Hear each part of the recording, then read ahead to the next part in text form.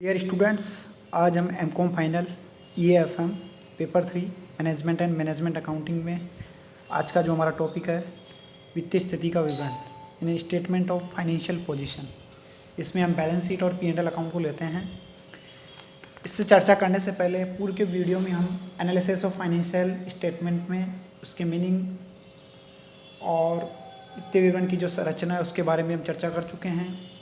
वित्तीय विवरण की कौन कौन से उद्देश्य है उसके बारे में हम पहले वीडियो में बात कर चुके हैं। आज हम स्टेटमेंट ऑफ फाइनेंशियल पोजीशन यानी किसी भी संस्था की वित्तीय स्थिति का कैसे पता लगाया जाता है उसके बारे में हम आज चर्चा करेंगे, जिसमें प्रमुख प्रलेख है वो है बैलेंस शीट और P&L अकाउंट। आज की वीडियो में हम सिर्फ बैलेंस शीट के बारे में ही चर्चा करेंगे। कहने का तात्पर्य, जहाँ प्रत्येक संस्था का एक आधारभूत लेख है, यह विवरण एक निश्चित तिथि को व्यवसाय की आर्थिक स्थिति प्रकट करता है। चिट्ठे को कई नामों से पुकारा जाता है जो लेखांकन पद्धति में एकरूपता के अभाव के कारण है। ये निम्नलिखित है। पहला, सामान्य चिट्ठा यानी जनरल बैलेंस शीट। दूसरा है संपत्तियों और दायित्वों का विवरण यानी statement of assets and liabilities.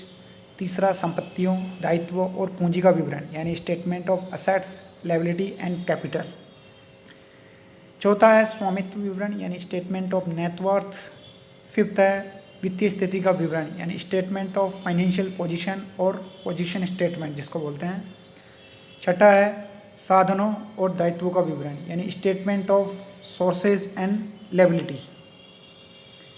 अब हम बात करेंगे चिट्टे के दायित्व पक्ष की यानी इसके लायबिलिटी साइड्स में कौन कौन से पक्षकार है उसके बारे में हम चर्चा करेंगे। जैसा कि आपको विदित है, प्रत्येक बैलेंस शीट की आधारभूत ये विशेषता होती है कि उसके जो संपत्तियों का योग और स्वामित्व का जो योग है यानी ओनर्स इक्विटी का जो योग है वो बराबर होता है। संपत्तियों यानी असेट्स एंड लायबिलिटीज़ के मिलान के कारण ही इसे वित्तीय स्थिति का विवरण यानी स्टेटमेंट ऑफ फाइनेंशियल पोजीशन कहा जाता है। बैलेंस शीट के दोनों पक्षों का योग हमेशा समान होता है क्योंकि ये दोनों पक्ष एक ही व्यवसायिक संपत्ति के दो रूप है।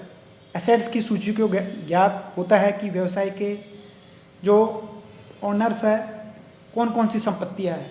दायित्व यानी कि जो लायबिलिटीज़ है और जो उसके जो स्वामित्व है उसकी सूची यह प्रकट करती है कि उसके जो रिसोर्स है वो किन से उपलब्ध करवाए हैं और उसका जो प्रत्येक ग्रुप है उसमें कितने कितने संसाधन उपलब्ध करवाए हैं। जो व्यवसाय की स्वामित्व में है वह स्वामित्व या जो उसके ऋणदाता है उपलब्ध साधनों से प्राप्त हुआ है। इस प्रकार इसके जो लॉन्ग टर्म लायबिलिटीज़ है और स्वामित्व यानी कुल दावे यानी क्लेम्स है उनका योग संपत्तियों के योग के बराबर होता है। चिट्टे के जो दायित्व पक्ष की अगर आप विवेचना करेंगे तो इसे हम दो भागों में बांट सकते हैं। पहला है अंशधारियों के प्रति दायित्व और दूसरा है लेनदारों के प्रति दायित्व। अंशधारियों के प्रति दायित्व पहला यानी लायबिलिटीज टू शेयर होल्डर्स, हम इसके बारे में चर्चा करेंगे। कहने का तात्पर्य, शेयर होल्डर्स किसी कंपनी के ऐसे लेनदार है यानी क्रेडिटर्स है जिनके दायित्व कंपनी के समापन के बाद ही चुकाए जाते हैं। वस्तुतः शेयर होल्डर्स ही किसी कंपनी के वास्तविक स्वामी होते हैं। शेयर होल्डर्स के प्रति स्थायी दायित्व नहीं होता है बल्कि यह परिवर्तनशील होता है यानी वेरिएबल होता है। संस्था की जो संपत्तियों में तनिक भी परिवर्तन होता है तो अंशधारियों के प्रति जो लायबिलिटीज़ है वो प्रभावित होकर परिवर्तन होती है। अतः हम इन्हें निम्न मदों के आधार पर समझ सकते हैं। पहला, शेयर कैपिटल यानी अंश पूंजी। अंश पूंजी को अधिकृत पूंजी यानी ऑथराइज कैपिटल यानी इश्यूड कैपिटल अथवा अभिदत्त या प्रदत्त या चुकता पूंजी यानी जिसे subscribe and paid up capital के रूप में पृथक पृथक प्रदर्शित किया जाता है। प्रदत्त या याचिका पूंजी या चुकता पूंजी को भी अलग अलग दिखाया जाता है यानी इक्विटी एंड प्रेफरेंस जो शोधन की शर्तें हैं उनके प्रतिफल के बारे में उल्लेख करते हुए दिखाई जाती है। नगद धन के बदले में जो निर्गमित अंशों के अतिरिक्त किसी अन्य प्रतिफल के लिए निर्गमन अंश और बोनस शेयर्स को भी अलग अलग दिखाया जाता है। अनपेड कॉल्स के संबंध में जो स्टेटमेंट है या फॉरफ्यूचर शेयर्स की प्राप्ति की राशि प्रदत्त पूंजी से पृथक दिखाती है और उसमें जोड़ दिया जाता है। यदि अनिर्मित अंश पूंजी के संबंध में कोई विकल्प ऑप्शन होता है तो उसका विवरण भी देना चाहिए। वह बिंदु है हमारा रिजर्व एंड सरप्लस यानी संचय एवं आधिक्य। यह भी दायित्व पक्ष की दूसरी मद है जिसमें रिजर्व एवं सरप्लस दिखाए जाते हैं, जिसके लिए P&L अकाउंट यानी profit and loss appropriation account में प्लान किया जाता है। General reserve, capital redemption reserve account और डिबेंचर्स रिडम्पशन फंड और share premium account, propose additional to reserve और प्राइज फुलफ्लेक्शन रिजर्व और कैपिटल रिजर्व आदि आते हैं। यदि हम P&L अकाउंट का डेबिट शेष हो तो उसे भी हम सामान्यतः रिजर्व और संचयों में से घटा दिया जाता है। अब हम बात करते हैं, दूसरा है लेनदारों के प्रति दायित्व यानी लेविटी टुवार्ड्स क्रेडिटर्स। लेनदारों के प्रति जो दायित्व है इसके अंतर्गत वे दायित्व आते हैं जो व्यवसाय के स्वामियों के प्रति न होकर व्यवसाय को जो ऋण देने वाली व्यक्ति है उनके प्रति होते हैं। अन्य शब्दों में क्रेडिटर्स के प्रति जो लायबिलिटीज़ की राशि यह काटकर प्रकट करती है कि संस्था की जो असेट्स है उनमें से स्वामियों के अतिरिक्त अन्य बाहरी व्यक्तियों का हित कितना है। इस आधार पर बाह्य व्यक्तियों का आउटसाइड इक्विटी और एक्सटर्नल इक्विटी कहते हैं। इन दो दायित्वों को भी हम दो तरह से डिवाइड कर सकते हैं। पहला है ए दीर्घकालीन दायित्व यानी लॉन्ग टर्म लायबिलिटीज और दूसरा है short term liabilities and provision यानी अल्पकालीन दायित्व एवं प्रावधान। सबसे पहले हम बात करते हैं दीर्घकालीन दायित्व यानी लॉन्ग टर्म लायबिलिटीज। ऐसे गैर चालू दायित्व यानी नॉन करंट लायबिलिटीज भी कहते हैं वे लायबिलिटीज जिनका भुगतान दीर्घकाल में प्राय 1 वर्ष के बाद करना होता है, दीर्घकालीन यानी लॉन्ग टर्म लायबिलिटीज कहलाती है। यदि कोई लॉन्ग टर्म ऋण ऐसा ही हो जिसकी अधिकांश अवधि समाप्त हो जाने के कारण 1 वर्ष के अंदर ही उसका शोधन करना हो तो उसे करंट लायबिलिटीज में सम्मिलित किया जाता है। इस प्रकार दायित्व निम्नलिखित हो सकते हैं। पहला है डिबेंचर्स और बॉन्ड्स, दूसरा है लॉन्ग टर्म बैंक लोन, तीसरा है लोन ऑन मॉर्गेज और चौथा है हमारा लोन फ्रॉम फाइनेंशियल इंस्टीट्यूट। कहने का तात्पर्य है ऋण पत्रों पर एक निश्चित प्रतिशत की दर पर ब्याज देय होता है और ऋण पत्रों को उनके द्वारा दिए गए ऋणों के शोधन के वादे के साथ कंपनी संपत्तियों के यानी स्पेशल चार्जेज अथवा कंपनी की समस्त संपत्तियों पर फ्लोटिंग चार्जेस प्राप्त होता है।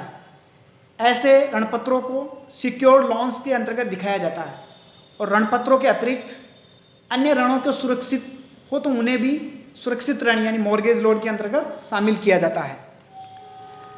अब हम बात करते हैं अल्पकालीन दायित्व प्रावधान जिसमें यानी short term liabilities and provisions की। तो इसमें अल्पकालीन और चालू दायित्व के अंतर्गत ऐसे लोन और भार को शामिल किए जाते हैं जो मांगने पर देय है या जिन्हें बैलेंस शीट की तिथि में 1 वर्ष के अंतर्गत चुकाना होता है। इसमें कुछ बिंदुओं के आधार पर हम समझ सकते हैं, जैसे number 1 trade creditors, number 2 bills payable यानी देय विनिमय विपत्र, तीसरा है शॉर्ट टर्म पब्लिक डिपॉजिट्स, चौथा है अनपेड डिविडेंड, पांचवा है outstanding expenses, bank overdraft, provision for taxation और प्रपोज डिविडेंड जो होते हैं या साय कंपनियों को जो देय राशि होती है वो होती है, या भविष्य में कोई निधि या बीमा पेंशन जो होता है वो इसमें आते हैं, और दीर्घकालीन ऋण जो चालू वर्ष में देय हो। कहने का मतलब यह है कंपनी अधिनियम के अनुसार जो भी प्रावधान का अभिप्राय ऐसी राशि से है जो हास नवीकरण या संपत्तियों के मूल्य की कमी के लिए आयोजन करने के उद्देश्य से अपलिखित की गई हो या रखी गई हो। अब हम बात करते हैं बैलेंस शीट के संपत्ति पक्ष पर विवेचना करेंगे हम, यानी किसी भी संस्था पर पूंजी और दायित्व के सम्मिलित रूप में कुल अधिकार कुल संपत्तियों के बराबर होता है। अगर हम इसे एक समीकरण से कुछ समझे तो इस प्रकार समझ सकते हैं, total equity claim equal to total assets, यानी कुल क्षमता यानी इक्विटी दावे का अधिकार बराबर होता है कुल संपत्तियों के। दूसरा formula ordinary equities plus credit equities equal to total assets हो जाएगी। कहने का तात्पर्य है उपयुक्त सूत्रों के अनुसार जो बैलेंस शीट का असेट साइड में जो प्रदर्शन किया जाता है कुल असेट्स का, उसमें आती है पहले फिक्स असेट्स। कुछ बिंदुओं के आधार पर हम समझ सकते हैं, जैसे fix assets, investment, current assets, loan and advances और मिसलेनियस एक्सपेंसेस आदि आते हैं। अब हम इन बिंदुओं के बारे में वन बाय वन चर्चा करते हैं एक एक करके। सबसे पहले आती है फिक्स एसेट्स। स्थायी या अचल संपत्तियां वे होती है, फिक्स एसेट्स वो होती है जिन पर व्यवसाय का स्वामित्व जीवन पर्यंत या दीर्घकाल के लिए होता है। इन्हें क्रय करने का उद्देश्य भी वस्तुओं का निर्माण या सेवाओं का संपादन करके लाभार्जन होता है। उनके उपयोग जीवन काल में बेचकर लाभार्जन करना नहीं होता। स्थायी संपत्तियों को भी दो भागों में विभाजित किया जा सकता है। पहली होती है मूर्त स्थायी संपत्तियां और दूसरी होती है अमूर्त यानी अदृश्य, टेंगेबल और इनटेंगेबल जिसे हम बोलते हैं। मूर्त स्थायी संपत्तियां वे होती है जिनका हम भौतिक अस्तित्व होता है, जिसे हम प्रत्यक्ष रूप से देख सकते हैं, जैसे land and building, furniture, plant and machinery आदि। अनटेंगेबल में बात करेंगे अमूर्त संपत्तियों, न तो हम भौगोलिक होती है और न ही किसी भौतिक स्वरूप का प्रतिनिधित्व करती है। ये संपत्तियां व्यवसाय की लाभार्जन क्षमता में सहायक होती है, जैसे पेटेंट राइट्स, गुडविल, ट्रेडमार्क्स आदि। स्थायी संपत्तियों को चालू व्यवसाय में लाभार्जन उपादेय के आधार पर समापन होने वाले व्यवसाय की स्थिति में बाजार मूल्य पर दिखाना चाहिए। अब हम बात करते हैं इन्वेस्टमेंट, दूसरा बिंदु हमारा। कई बार एक कंपनी अन्य संस्थाओं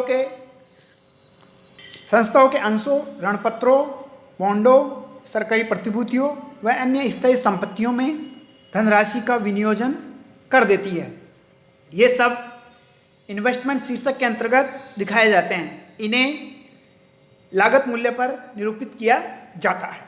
तीसरा बिंदु हमारा current assets, loans, advances and deposit यानी चालू संपत्तियां, ऋण, अग्रिम एवं जमा। इसमें पुनः विक्रय अथवा नगद में बदलने हेतु खरीदी गई असेट्स को करंट असेट्स कहते हैं। इन संपत्तियों को अल्प अवधि यानी शॉर्ट टर्म या सक्रिय संपत्तियों के रूप में भी जाना जाता है। उदाहरण के लिए हम लेते हैं व्यापार के जो माल की बिक्री होने पर रोकड़ या बैंक में जो कैश में बदल दिया जाता है, प्राप्य विपत्र की वसूली के बाद रोकड़ में बदल जाता है। संक्षेप में हम ये कह सकते हैं रोकड़ एवं ऐसी अन्य संपत्तियां या साधन जिन्हें व्यापार के क्रियान्वयन के चक्र में रोकड़ में बदला जा सके, करंट असेट्स कहलाती है। कहने का तात्पर्य करंट असेट्स सामान्यतः बैलेंस शीट में जो होती है वो इस प्रकार होती है। पहला cash at bank, bills receivable, investment, debtors, stock और एडवांस पेमेंट जो होते हैं वो आते हैं। फिर हम बात करें जो ऋण होता है, अग्रिम जमाओं के अंतर्गत किसी कंपनी द्वारा लिए गए ऋण या वस्तुओं को देय समझौते के अंतर्गत अग्रिम रूप से दी गई धनराशियां इसमें शामिल की जाती है। अगला बिंदु है हमारा मिसलेनियस एक्सपेंसेस, विविध व्यय। लेखा वर्ष में कुछ ऐसे व्यय भी किए जाते हैं जिनका लाभ से लेखा वर्ष में प्राप्त होता है। वर्तमान लेखा वर्ष में संबंधित व्यय खर्च समझे जाते हैं, किंतु आगामी वर्षों से संबंधित व्यय संपत्ति माने जाते हैं। विविध व्यय को अंतर्गत अंशों या ऋणपत्रों के अभिगोपन, उनकी दलाली से संबंधित व्यय यानी कि एस्टेब्लिशमेंट एक्सपेंसेस, प्रिलिमिनरी एक्सपेंसेस, अंशों या ऋणपत्रों पर दिया जाने वाला डिस्काउंट, निर्माण के दौरान पूंजी में दिया गया इंटरेस्ट और विकास संबंधी व्यय आदि शामिल किए जाते हैं। ये व्यय स्थगित यानी डिफर्ड लाभ प्रदान करने वाली प्रकृति के कारण ही कृत्रिम संपत्ति के रूप में दिखाए जाते हैं। अगला है लाभ हानि खाते का डेबिट शेष यानी debit balance of P&L account. यह संस्था के व्यापार में हानि को प्रदर्शित करता है। जब सामान्य संचय अप्रतिबद्ध संचय की राशि लाभानी खाते के डेबिट शेष में भी कम हो तो इस शीर्ष को असर्ट पक्ष में दिखाया जाता है। आज के टॉपिक में हम इतना ही चर्चा करेंगे। कल हम लेंगे P&L अकाउंट, इसके बारे में लेंगे। P&L अकाउंट में यानी कहने का मतलब यह है व्यवसाय का प्रमुख उद्देश्य लाभार्जन करना होता है और लेखांकन का प्रमुख कार्य शुद्ध लाभ ज्ञात करना होता है।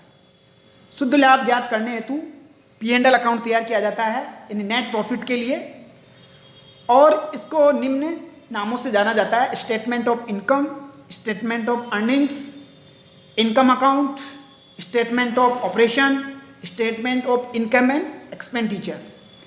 कल हम इसके बारे में चर्चा करेंगे। फिर इसके बाद में हम देखेंगे एक अच्छे वित्तीय विवरण के लिए आवश्यक तत्व और उसके गुण कौन कौन से हैं, उसके बारे में हम चर्चा करेंगे। और लास्ट में हम ये लेंगे वित्तीय विवरण के आवश्यकता या महत्व क्या है। आज के टॉपिक में इतना ही। Thank you.